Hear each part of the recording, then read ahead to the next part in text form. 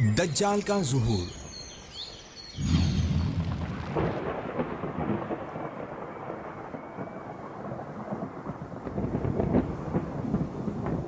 तमीमदारी अपने 30 रफ़क़ा के साथ दरियाई सफर पर थे कि आपका जहाज जो था वो तूफान की मौजों में गिर गया।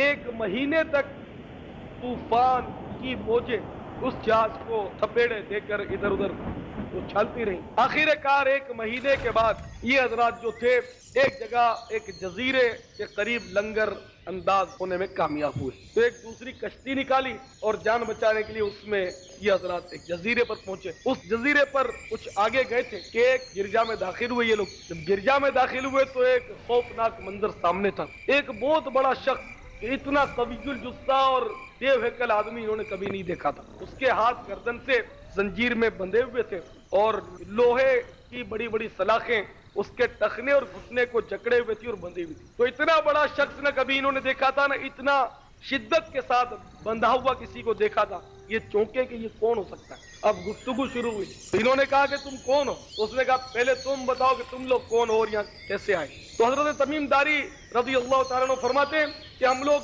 मुसाफिर थे, 1 महीने तक तूफान की मौजों के रहमो करम पर रहे। आखिरकार इस जजीरे के करीब हम लंगर अंदाज होने में कामयाब हुए और कश्ती के जरिए यहाँ पहुंचे तो एक चौपाया हमें मिल गया जो इंसानी बोली बोलता था। उसने कहा मैं जासूस हूँ और तुम हम लोगों से मिलना चाहते हो, इसलिए हम लोग तुम्हारे पास आ पहुंचे।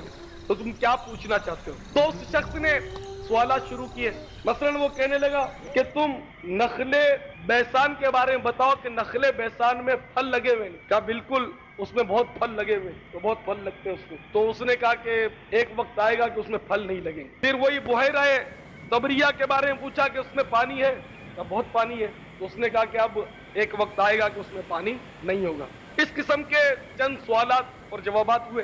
फिर उस शख्स ने जो बंधा हुआ था जंजीरों में, उसने अपना तारुफ कराया कि मैं मसीह दज्जाल हूं और इजाजत का मुंतजिर हूं। जब मुझे इजाजत मिल जाएगी तो मैं यहाँ से आजाद हो जाऊंगा। हरमैन तय्यबैन के अलावा मैं पूरी दुनिया का गश्त लगाऊंगा, लेकिन मैं हरमैन तय्यबैन में दाखिल नहीं हो सकूंगा, इसलिए कि उनके हर दरवाजे पर फरिश्ते हैं जो तलवार सोच कर खड़े रहेंगे और मुझे वो अंदर दाखिल नहीं होने देंगे। इसके अलावा पूरी दुनिया में मैं फिरूंगा। मेरे प्यारे और मोहतरम इस्लामी भाइयों, इसके अलावा भी मुतअद्दिद अहादीस में दज्जाल का तज़किरा मिलता है कि दज्जाल बाईं आंख से काना होगा, आंख बिल्कुल उसकी मिट्टी भी होगी। और हदीसों में आता है कि वो इतना अजीब व गरीब ताकत का मालिक होगा कि वो बादलों की रफ्तार से चलेगा, बादलों की रफ्तार से, और इस तरह पूरी दुनिया को वो उबूर कर लेगा 40 दिन के अंदर। पहला दिन 1 साल के बराबर होगा, दूसरा दिन 1 महीने के बराबर, तीसरा दिन 1 हफ्ते के बराबर, बाकी जो 37 दिन होंगे वो 24-24 घंटे के होंगे।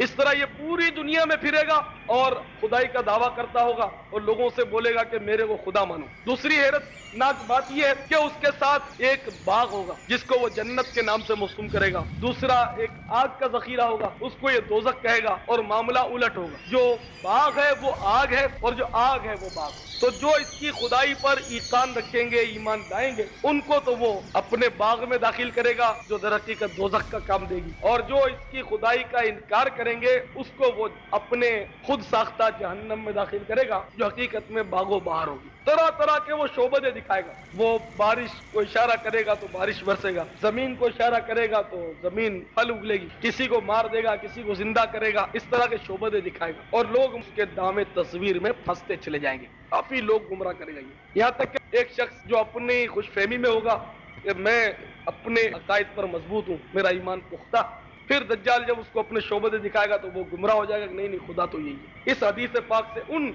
नादान लोगों को इबरत हासिल करनी चाहिए जो उल्टे सीधे माहौल में चले जाते हैं और बस मेरा अकीदा दुरुस्त है, मैं बहुत पक्का हूँ, मेरे को हिला नहीं सकता। मेरे मोहतरम इस्लामी भाइयों, दज्जाल का फितना जो है वो आएगा और ये क़यामत की निशानियों में से एक निशानी है।